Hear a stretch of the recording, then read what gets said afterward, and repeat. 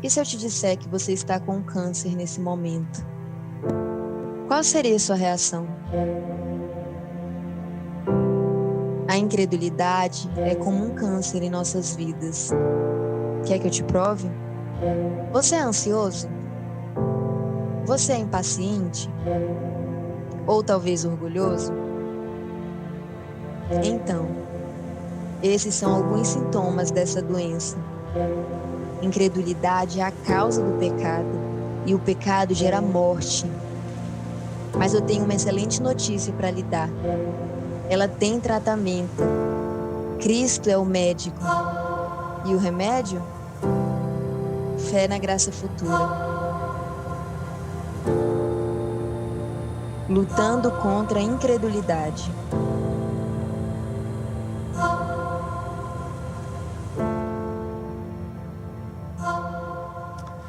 Glórias a Deus, a graça, a paz e a misericórdia de Deus, amém, irmãos? Temos que lutar contra a incredulidade. Por falar de vitória contra a incredulidade, tem uma família aqui que é um milagre de Deus, estou feliz aqui. Kelson, consegue ficar em pé, Kelson? Fica aí, ó, vamos aplaudir o Senhor, irmãos? Glória a Deus, família toda presente aí, glória a Deus. Mãe e filho, né, passaram pelo Covid. Pode assentar, glória a Deus. Poderíamos ficar incrédulos, né, irmãos? 50 dias ali, o Kelso ali entubado, passando por uma situação tão difícil, sua mãe depois internada. Então não perca a fé quando você tem um Deus que tudo faz. Vamos agradecer esse Deus que é poderoso. Você pode fechar os seus olhos, começar a agradecer, porque tem um Deus que você pode confiar nele em toda e qualquer situação. Comece tendo o seu momento a sós com Deus agora, glorificando, exaltando, bendizendo o nome do Senhor, declarando a fidelidade dEle na sua vida, na sua família, na sua casa, exaltando o nome desse Deus.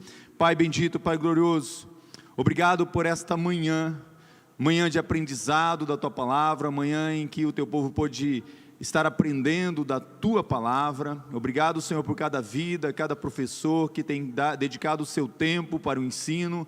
Obrigado por essa agência, por esta casa de oração, este lugar que o Senhor estabeleceu aqui, para exaltar, glorificar o Teu nome, e fazer o Teu nome conhecido, Senhor, através da igreja, para que da multiforme sabedoria de Deus se manifeste a Tua glória em todo lugar, diante dos homens, diante de toda a potestade. E nesta manhã, Pai, também queremos pedir que toda incredulidade possa sair da nossa vida, sair do nosso coração, sair da nossa mente, pelo poder da Tua Palavra, pela ação do Teu Espírito Santo em nós. Toma minha vida, usa-me simplesmente como um canal daquilo que o Senhor quer realizar nesta manhã. É em nome de Jesus que nós oramos e Te louvamos por tudo. Amém e amém. Você que está na sua casa também, que tem acompanhado essa série, como Deus tem falado conosco, como temos aprendido coisas grandiosas. E nessa manhã, algo assim que tem sido paralisante na vida das pessoas é que queremos tratar, lutando contra a vergonha inapropriada. Então esse é o tema. Temos falado sobre lutar contra a incredulidade, mas queremos focar nessa manhã sobre lutar sobre algo que é chamado de vergonha, uma vergonha inapropriada, uma vergonha que não é para fazer parte da sua vida. Que você nessa manhã fala: Senhor, se há algo na minha vida que tem me paralisado, tem feito eu parar diante das circunstâncias, que seja quebrado nesta manhã. Então vamos aprender a lutar contra a vergonha inapropriada. E para começar, eu quero dar uma definição sobre essa vergonha inapropriada. Há um resumo disso, diz assim: vergonha é uma emoção dolorosa, causada por uma consciência de culpa ou imperfeição ou inconveniência. A dor não é causada apenas pelas nossas próprias falhas, mas pela consciência de que outros as veem. Então a vergonha é algo que paralisa as pessoas, mas não só paralisa, a vergonha faz com que as pessoas possam sofrer uma solidão, sofrer o medo, muito medo de ver um Deus muitas vezes só como um juiz, não um Deus como um advogado, não um Deus como um defensor, como nós cantamos aqui, mas a vergonha tem afastado as pessoas de viver uma vida plena na presença do Senhor, e uma vida de satisfação e uma vida de alegria. E essa vergonha, ela tem 3 causas principais.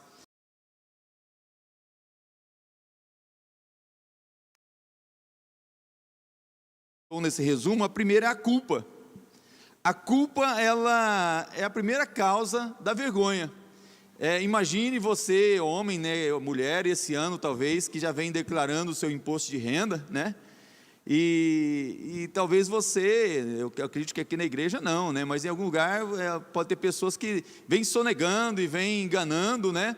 Mas de repente você é descoberto, você é pego, né? Não estou falando quando é algo que foi um erro, que você caiu na malha fina por um erro, alguma coisa que pode ser consertada, mas quando algo propositalmente você vem praticando e fazendo isso, ou até mesmo sonegando, e de repente você é pego e aquilo vem à tona, vem um escândalo. E fica conhecido dos seus amigos, dos seus parentes, e fica conhecido também da igreja, né? E fica conhecido do seu pastor, fica conhecido daquelas pessoas que estão perto de você. Então, a culpa é algo que nos faz muitas vezes sentir vergonha, porque fomos descobertos, né?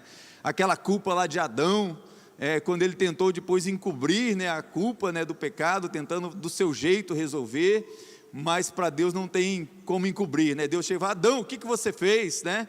Aí tem toda aquela história ali com Eva, e ele faz uma roupa para ele, e Deus fala: não é desse jeito, mas eu estava com vergonha do Senhor, eu me escondi, né? Me escondi e tentei esconder a minha culpa. Para os mais jovens aí, né? Para as crianças, para os adolescentes, né? Ou para a criançada, tem aquela história dos netinhos, né? Que foram passar as férias na casa do vovô e da vovó, e o vovô e a vovó tinha aquela chacrinha, sabe aqueles vovô e vovó que tem a chácara, né? Onde tem uma criação, muitos animais, e era normal antigamente, hoje eu já vejo um pouco menos, mas era normal os netos irem passar as férias na casa do vovô e vovó, na chácara, e lá tem um lago, lá tem os patos, tem as galinhas, tem a criação toda lá. Só que quando vai para a casa do vovô e vovó sempre ensina também que tem que ter tarefa, né? Aí eles vão para lá nas férias assim: a Maria vai cuidar de varrer o quintal. E o quintal é grande lá, então já fica desesperado, né? E o Joãozinho vai cuidar do quintal, essa é a história. O Joãozinho ia cuidar do quintal todinho, tirar as folhas, ajudar o vovô e a vovó. E a Maria ia cuidar sempre das louças, né? Lavar as louças, tinha que comer, ela ia lavar as louças, para ajudar a aprender a tarefa junto com o vovô e a vovó. E eles vão ficar um mês de férias. Puxa, é bom, divertido e brincar, mas também tem que ter tarefa, né? Aí no primeiro dia das férias, eles estão brincando, vão conhecer lá a chácara todinha, e de repente, o Joãozinho ele tem um estilingue, eu vou falar de estilingue, né? E ele vê, está tirando pedrinha para cá, e ele vê uns pássaros ali, vê alguns bichinhos ali no lago, e ele falou assim: eu vou só mirar para assustar aquele pato, né? E com o estilingue ele atira na cabeça do pato, o pato morreu. A Mariazinha falou assim: eu vou contar para o vovô, eu vou contar para a vovó. Não conta, vai acabar as férias. Então vamos fazer um acordo: toda vez que a vovó ou o vovô mandar eu lavar a louça, você que lava para mim. Combinado? Ai, tá bom, mas não conta não. Aí foi, né? Primeiro dia de férias, já o Joãozinho limpando o quintal, tirando as folhas, né? Aí lavando as louças. A vovó falou: nossa, Joãozinho, você está ajudando mesmo sua mãe, não quer nem que ela lava. Não, deixa que eu lavo, vó. Segundo dia, e vai, só que quando chega no 7º dia, ele fala assim: eu quero ir embora para casa, já não estou aguentando. Não, é 30 dias aqui. E vai, até que no 27º dia, ele fala assim: eu não aguento mais.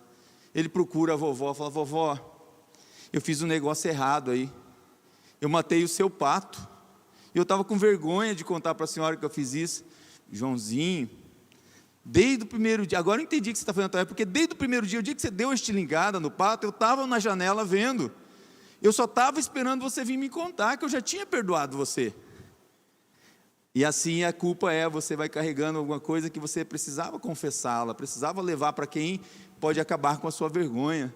Então a culpa é uma causa de paralisar a vida de uma pessoa que vive na vergonha. A outra coisa é imperfeição.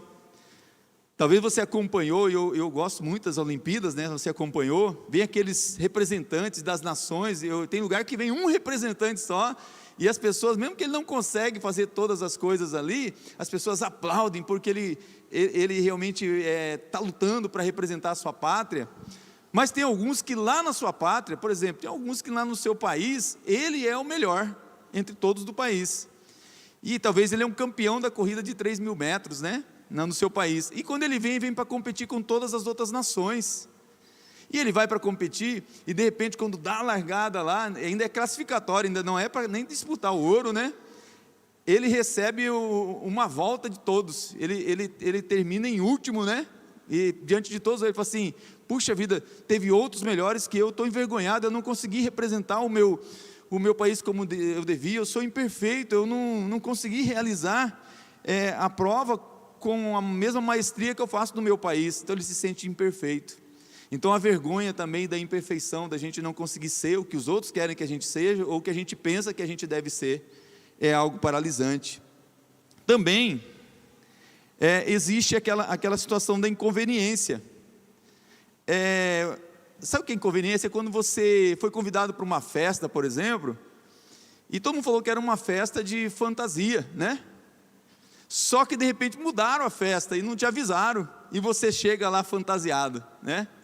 E você se sente inconveniente, se sente envergonhado com aquilo, e você quer sumir, nunca mais quer aparecer naquele lugar.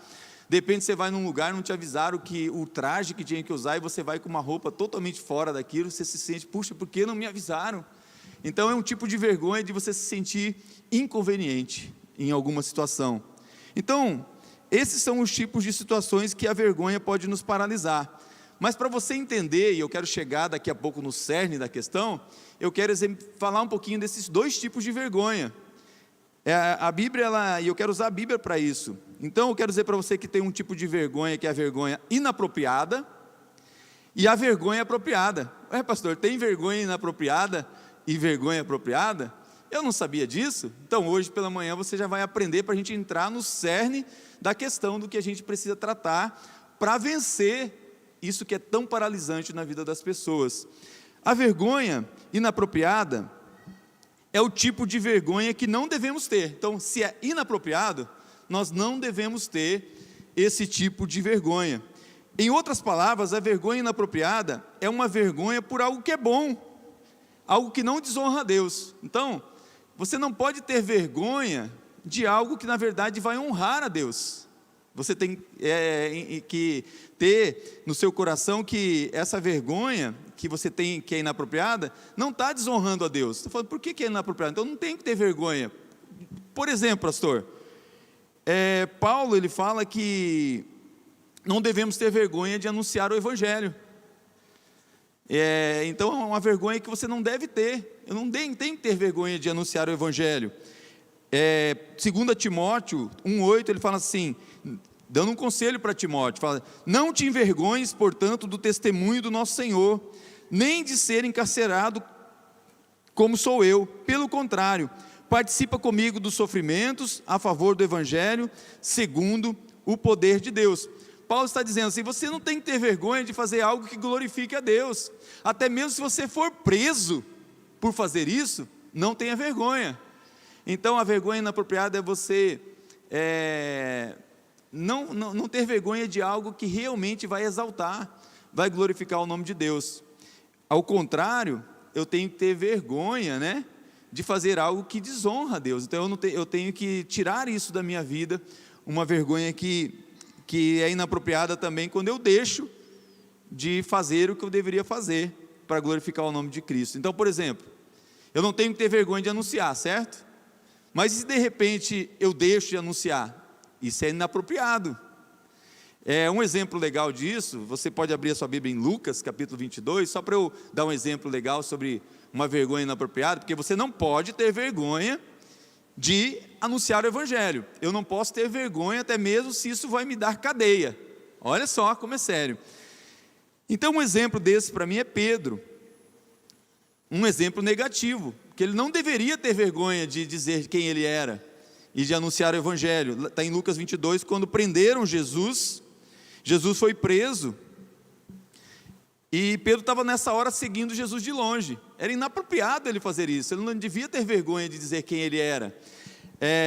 E se você olhar Lucas 22, Pedro era aquele que falava assim, Jesus, eu irei contigo para qualquer lugar, se o Senhor for preso, eu vou ser preso com o Senhor, se o Senhor for morrer, eu vou morrer com o Senhor. Pedro era esse.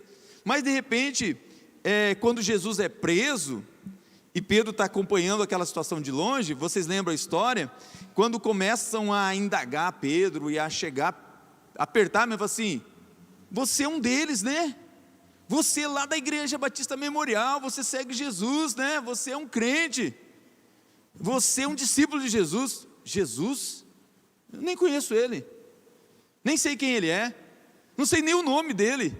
Olha, não sabia nem o nome de Jesus. Não, mas você fala igualzinho o jeito dos crentes, tem uma linguagem aí, paz do Senhor, graça e paz, né? Sangue de Jesus. Pedro, você fala desse jeito. Não, esse negócio aí, a minha voz está me denunciando aí, mas é porque eu fiquei perto desse pessoal e eu peguei o jeito deles de falar, mas eu não tenho nada com eles.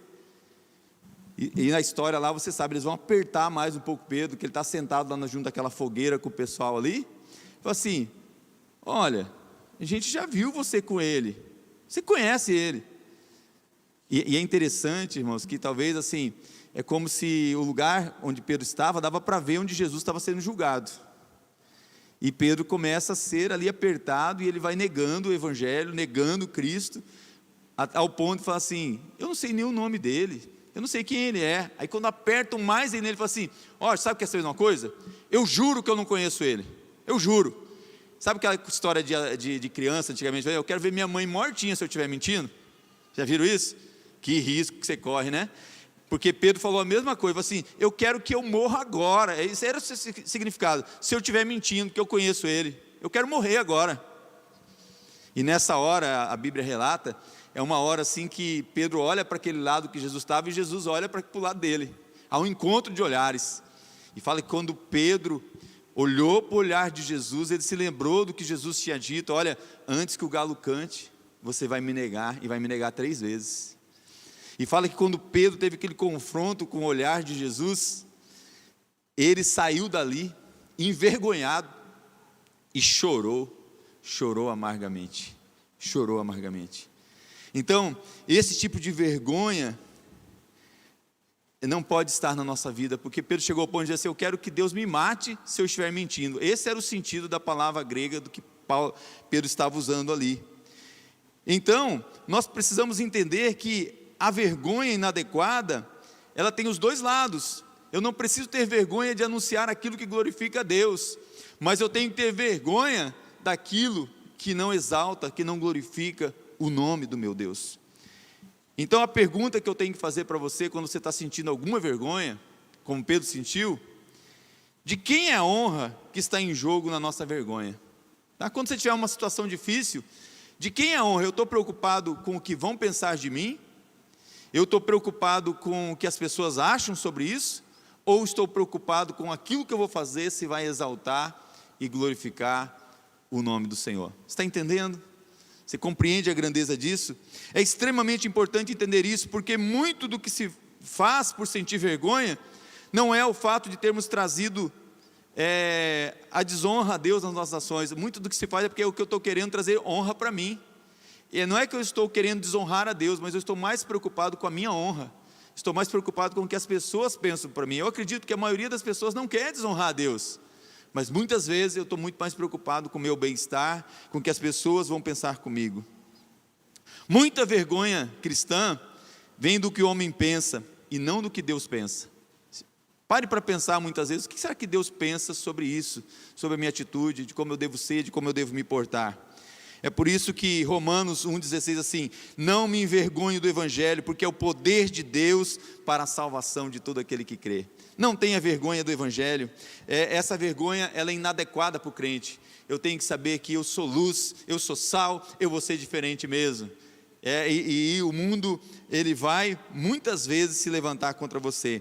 Então, em suma, o que eu quero dizer sobre essa vergonha inadequada é mais ou menos isso aqui: não sinta vergonha por algo que honra a Deus. Não importa quão fraco ou tolo isso faça você parecer aos olhos dos que não creem, dos incrédulos. Aquilo que honra a Deus, faça. Se Deus mandar você mergulhar 7 vezes num córregozinho aqui de Campo Grande, mergulha. Porque às vezes nas coisas que o mundo não entende é onde Deus vai agir na sua vida, porque Ele quer tratar com você. Mas eu quero falar, essa é a vergonha inapropriada. Agora, olha a vergonha apropriada, enfatizar isso. A vergonha apropriada é o tipo que devemos ter. É a vergonha que sentimos quando há uma boa razão para senti-la. Também falando de Pedro, é alguém que sentiu essa vergonha apropriada, porque, como eu disse, quando ele percebeu que ele estava desonrando a Deus, porque é interessante que as pessoas, o mundo, eles quer te acusar, como aquela mulher que foi pega, né, adulterando, aquela mulher adúltera que queriam apedrejá-la, e todos apontavam o dedo. Muitas vezes a gente acha que Deus vai ser assim com a gente, que Jesus vai tratar assim a gente em todo o tempo. Mas é interessante, ter uma mensagem que eu já preguei aqui na igreja, eu já preguei acho que umas 200 vezes essa mensagem em vários lugares, né, do Brasil. E eu acho que eu estou pensando em repetir na igreja, que a gente precisa pegar essa mensagem e guardar no coração sobre o maravilhoso olhar de Jesus. É uma mensagem fantástica que Deus me deu alguns anos atrás, mas fala exatamente desse momento do encontro do olhar de Jesus com o de Pedro, que fala assim, que quando Jesus olhou para Pedro e Pedro olhou para Jesus, fala que Pedro chorou amargamente. Sabe por quê, irmãos? O olhar de Jesus não era um olhar de acusação, não era um olhar dizendo assim, eu sabia que eu não podia contar com você, hein? Eu tinha certeza que você ia falhar mesmo, eu te avisei, né? A gente não é assim, eu te avisei, né? Eu te avisei, o galo ia cantar 3 vezes, você ia ter tempo para voltar. Não, o olhar de Jesus era um olhar dizendo assim, filho, eu estou aqui, eu não vou te deixar, não importa o quão longe você foi, não importa o quão distante você estava, não importa o quanto você se envergonhou de mim, eu vou carregar sua vergonha agora na cruz, e vou crucificá-la comigo, para que você não sinta mais essa vergonha, porque eu te amo. Esse era o olhar, por isso que Pedro chorou amargamente. Mas Pedro ficou envergonhado, Pedro saiu dali, e você sabe que ele se afastou naquela hora ali. Mas é importante que você saiba que Jesus se identifica com a sua vergonha, Deus se identifica com a sua fraqueza, Jesus se identifica com o que você está.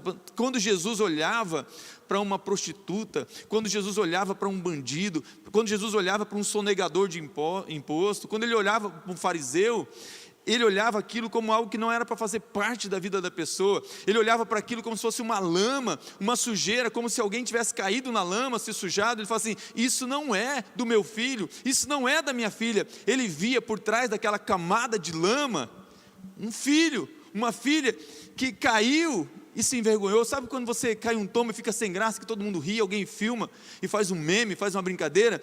Jesus olha assim, filho, você caiu, né? Eu vou te levantar, né? Kelly, cadê a Kelly? Kelly está aqui, ali. Fiquei sabendo, viu, Kelly? Kelly vindo para a igreja, né?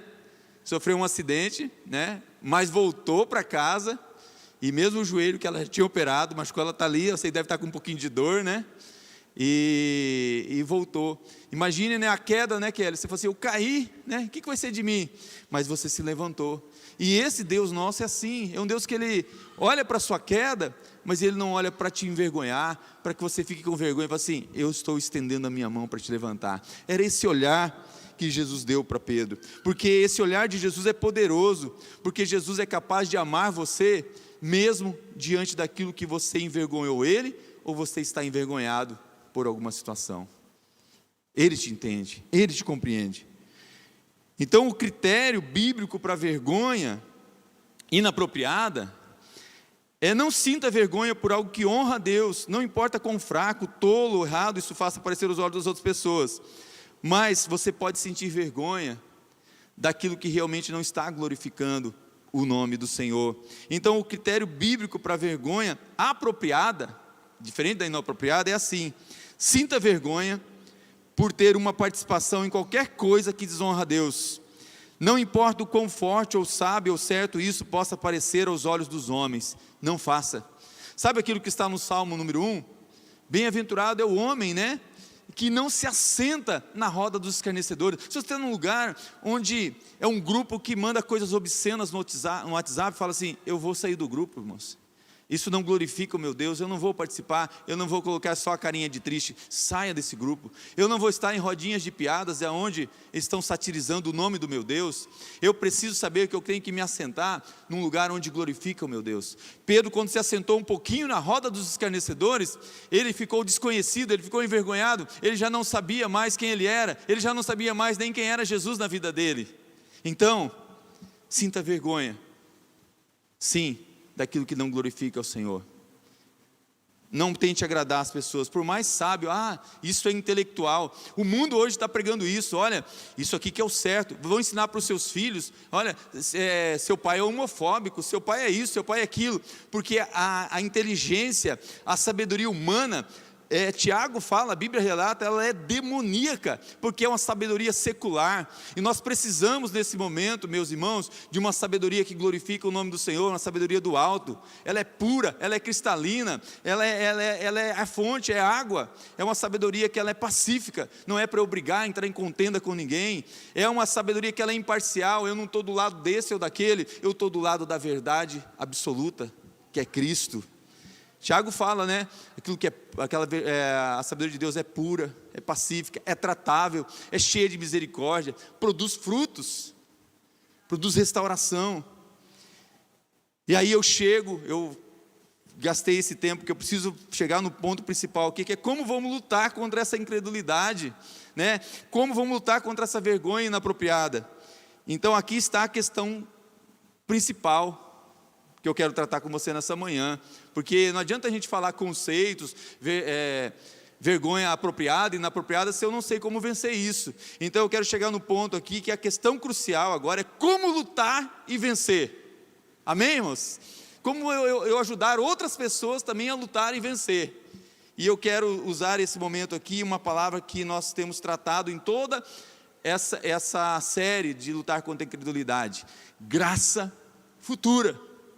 Graça futura, porque a graça entrou na minha vida, no meu passado, a graça entrou na minha vida, no meu presente, mas é uma graça futura. A graça futura é viver pela fé nas promessas de Deus. Temos falado sobre isso. Quantas promessas de Deus tem na palavra dele? Quantas promessas para você? Mais de 7.000 promessas. Então, em primeiro lugar, no caso da vergonha apropriada, a dor deve estar lá. Então, você tem uma dor, você tem uma vergonha, mas entenda que a graça futura de Deus entra ali com promessas de Deus de restauração, com promessas de cura, com promessas de libertação, com promessas de quebrar cadeias, de quebrar correntes, com promessas de sarar você, com promessas de perdoar você, com promessas de salvar você, com promessas de te dar a vida eterna, com promessas de estar sempre com você, com promessas de não te deixar. Uma das promessas mais lindas que eu vejo que recebeu e entendeu isso, porque às vezes você recebe promessa, mas continua ouvindo a voz do mundo, a voz do inimigo, a voz do diabo, dizendo: você não pode, você não consegue, você não é eleito, você não é salvo, você não é escolhido, você não é remido, você não é nada, você é um perdido. Que voz você está ouvindo? Às vezes Deus já te perdoou de algo, que Ele só quer que você confesse para Ele, porque o perdão já foi alcançado na cruz, mas Ele quer que você confesse os seus pecados. Você vive como aquela vida do Joãozinho, escondendo, achando que Deus não viu, e carregando a culpa, carregando a imperfeição, carregando a inconveniência na sua vida, sem entender que Ele tem para você um perdão total, absoluto e eterno. Abra sua Bíblia em Lucas 7, só para eu exemplificar.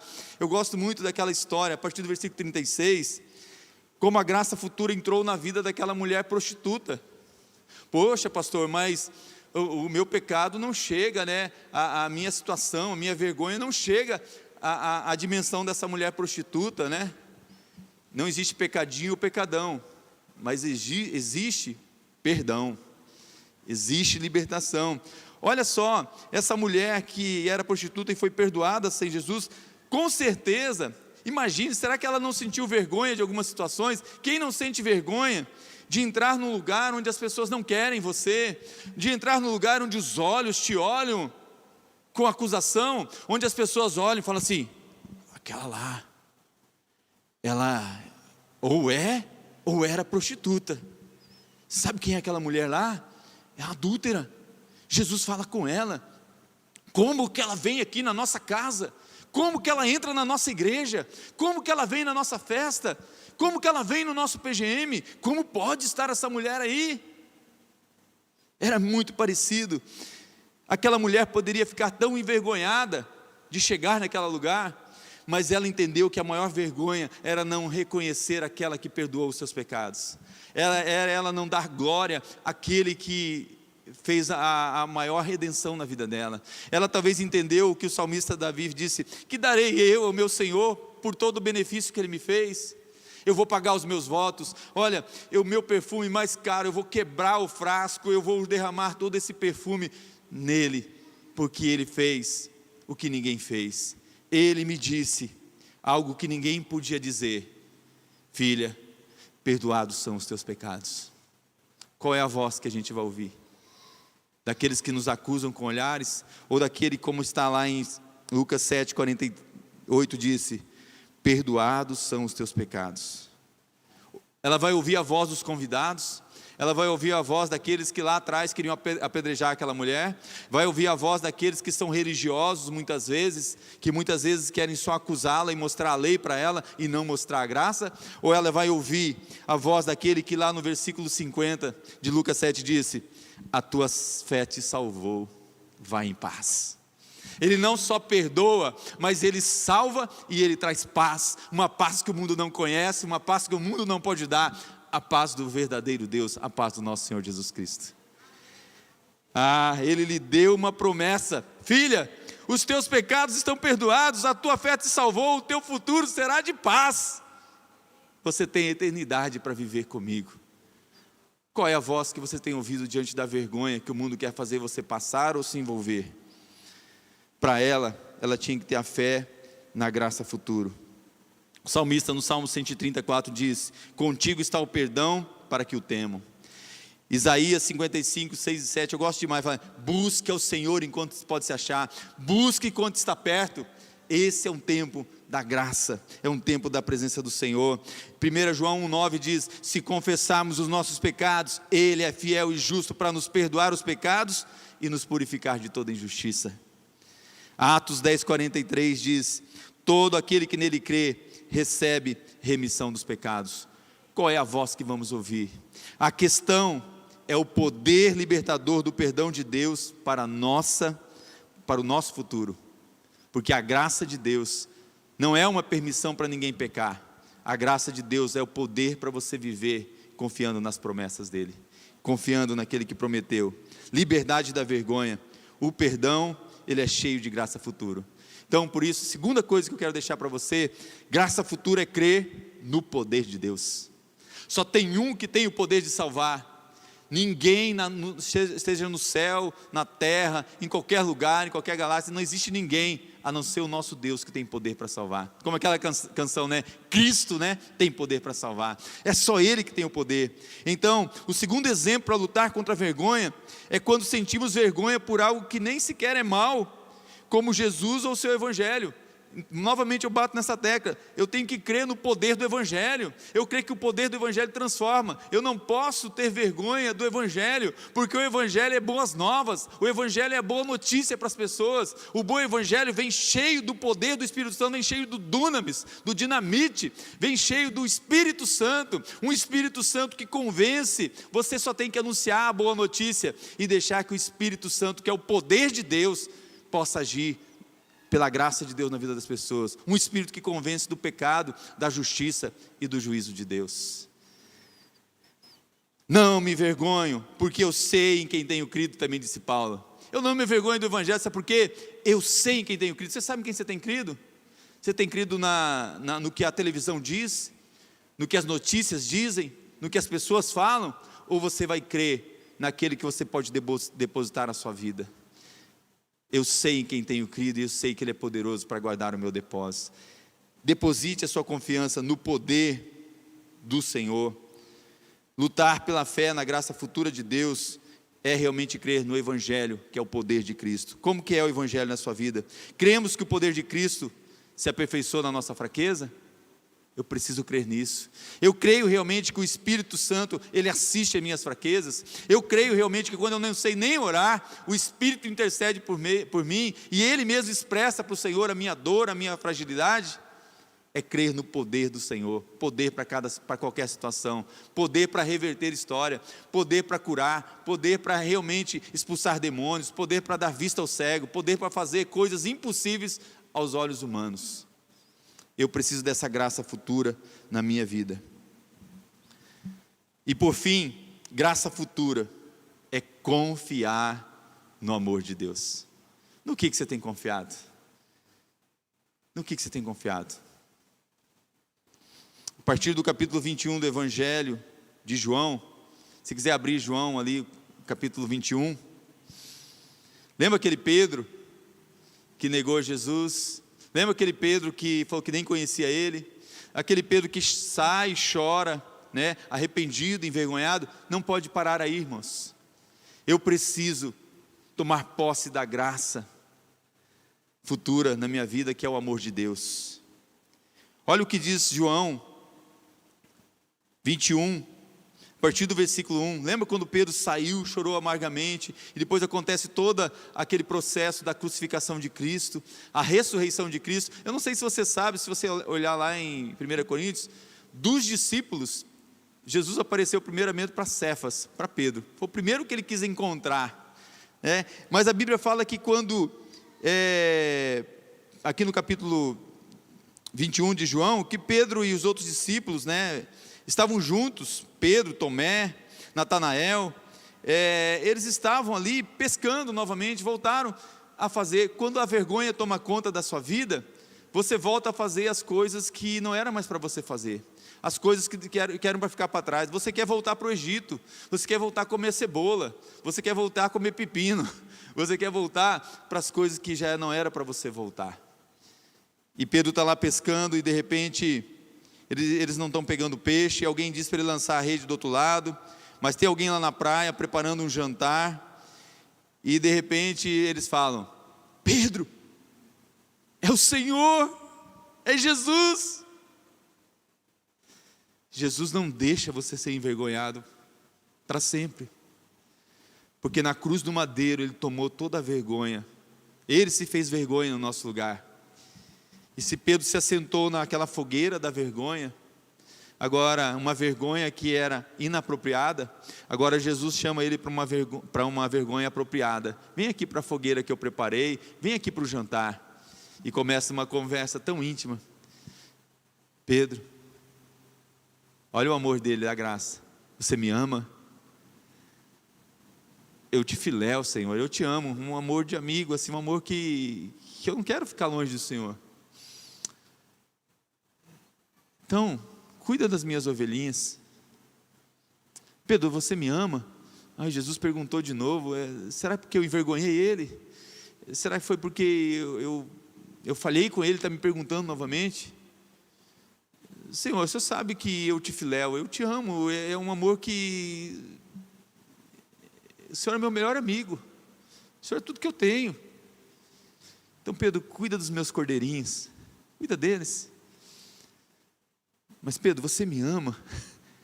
Nossa, Jesus perguntou de novo, será que foi porque eu neguei 3 vezes, está perguntando 3 vezes? Será que está acontecendo? Aí Pedro ali, ele está ali com aquela vergonha apropriada. Senhor, o Senhor sabe tudo de mim, o Senhor sabe que eu sou fraco, que eu sou falho, que eu sou humano. E o Senhor sabe aquela expressão lá de Davi, Deus, o Senhor sabe tudo de mim, que eu sou um pecador.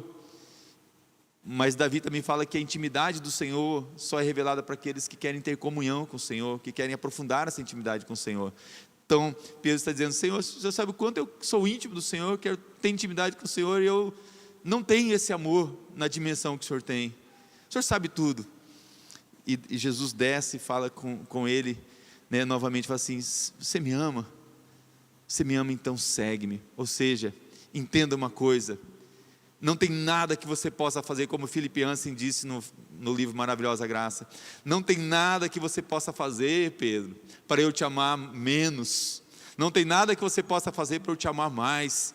Eu te amo, essa é minha graça na sua vida, eu quero você comigo, eu quero você junto de mim. E quando Pedro entende isso, você abre lá o livro de Atos, depois de um tempo você vê um outro Pedro. É um Pedro agora que ele entendeu essa graça futura na vida dele. É um Pedro que está falando agora com autoridade. Ele diz: quem é esse homem? É o pescador. Quem é esse homem que está falando desse jeito? Que fala com autoridade, que fala conhecendo, que não tem medo de ser preso, que não tem medo de ser encarcerado. É Pedro, pescador. Mas ele fala agora com eloquência, ele fala agora com autoridade. É um Pedro que agora fala e 3.000 almas se rendem a Jesus Cristo. 3.000 almas não tem vergonha, ele entende agora que esse poder do Evangelho chegou na vida dele, ele entende agora que ele vive nessa graça futura, nas promessas do Cristo, ele vive dentro das promessas, as promessas estão nele, e as promessas estão tanto nele que quando ele anda, as pessoas só pela sombra dele são curadas, só de tocar no lenço dele são curadas, porque as promessas de Deus estão tão impregnadas na vida de Pedro, que elas se espalham na vida das outras pessoas. É um Pedro que crê na graça futura, ele crê no poder de Deus, é um Pedro que chega e aí, talvez ele fala assim, olha, eu não tenho ouro nem prata, mas tem aquele aleijado, aquele coxo na frente do templo, há tanto tempo envergonhado, há tanto tempo sem poder nem entrar na igreja, há tanto tempo sem andar, e ele pede uma esmola, e ele fitando, fala assim, olha para mim, olha para nós, eu não tenho vergonha de dizer para você, eu não tenho ouro nem prata, mas eu tenho algo que vai mudar a sua história, vai mudar a sua vida. Olha para mim, eu tenho a graça futura na minha vida. Olha para mim, eu tenho Jesus. Levanta e anda. E aquele coxo saltou, porque a vergonha dele estava sendo quebrada por alguém que não teve vergonha de anunciar o Evangelho. E aquele coxo saltou, pulou de alegria, todos ficaram em êxtase de saber tamanho poder foi manifesto ali. Ah, meus irmãos, precisamos viver essa dimensão de não ter vergonha do Evangelho, porque é o poder de Deus. E a graça futura é confiar no amor de Deus, sabendo que eu vou passar por momentos difíceis, podendo até ser preso, podendo até ser jogado em óleo fervente, podendo até ser cerrado ao meio, podendo até ser enforcado, ser crucificado, ser jogado aos leões, como foram os discípulos e muitos heróis da fé. Mas eu entender que a graça futura é eu confiar no amor de Deus, é confiar que eu posso dizer para todas essas coisas que acontecem na minha vida, que querem me envergonhar, que querem me afastar de Cristo, eu dizer assim, que direi eu diante de todas essas coisas? Se Deus é por mim, se Deus é por nós, se a graça futura faz parte da minha vida, nada, ninguém pode me separar do amor dele, porque eu estou escondido em Cristo Jesus. Nem a morte, nem a vida, nem os anjos, nem os principados, nem as potestades, nem o presente, nem o porvir, nada, a altura, a profundidade, pode nos separar dele, porque na graça futura eu confio no amor de Deus, eu vivo uma vida na graça futura pela fé, eu vivo na esperança, agora permanecem a fé, a esperança, mas o maior desses é o amor. Sabe o que você entende quando a graça futura entra na sua vida? Eu quero convidar você já se colocando em pé para a gente orar. Você entende algo sublime, que enquanto você estiver aqui na terra, você precisa de fé, para crer nessa graça que está na sua vida. Fé é ver o impossível, fé é ver coisas que ainda não aconteceram, ou que ainda nem existem, como algo que já existe. Fé é ter esperança, que a cada dia o Senhor vai à tua frente, a cada dia as promessas deles vão acontecer na sua vida, saber que Ele segura na tua mão e Ele diz, eu não vou te deixar, eu não vou te abandonar, esperança de saber que Ele diz, não temas, eu estou com você todos os dias da sua vida, olha, você é a menina dos meus olhos, o inimigo não te toca, olha, eu escolhi você para ser lugar de habitação, olha, eu escolhi você para ser o meu templo, não é mais templo de pedras, o meu Espírito vai habitar em você, e sabe de uma coisa, onde o meu Espírito habita, ninguém pode tocar, o diabo não pode tocar em você, a não ser que eu permita, ele não toca em você, e se ele tentar tocar, eu o destruirei, porque você é meu, você é minha. Quando você passar pelas águas, eu vou estar com você. Ele não está dizendo que você não vai passar pelas águas, você vai passar por tempestades, por águas, eu vou estar com você. Quando você passar pelo fogo, eu vou estar com você. Ele não está dizendo que você não vai ter que ser internado, fazer cirurgia, ele não está dizendo que você não vai ter que passar pelo fogo, ele está dizendo, olha, como aqueles meninos, aqueles rapazes que foram jogados na fornalha, eu não livrei eles das fornalhas, mas eu era o quarto homem na fornalha, eu vou estar com você, eu vou estar junto de você. Não tenha vergonha daquele que tem poder para salvar, daquele que tem o poder para perdoar, daquele que tem poder para te dar a vida eterna. Há uma palavra que está em Tiago 5, 7, 11, e com essa palavra eu termino para a gente orar. Eu quero ministrar essa palavra, porque igreja, você que está em casa, nós estamos muito impacientes, estamos intolerantes também, mas olha, receba esse rema de Deus, receba essa palavra que eu tenho para você de Tiago 5, de 7 a 11, assim, Sede, pois, irmãos, pacientes até a vinda do Senhor. Tenha paciência, irmãos. Deus não terminou ainda. Mas pastor, está acontecendo tanta coisa, é tanto levante. Irmãos, quanto mais perseguição vir, mais o poder de Deus vai aparecer. Nunca a igreja cresceu tanto quando houve perseguição. Não tenha medo. Quando você ouvir os rumores de guerra, de tantas coisas, é porque Cristo está cada vez mais perto à volta dele.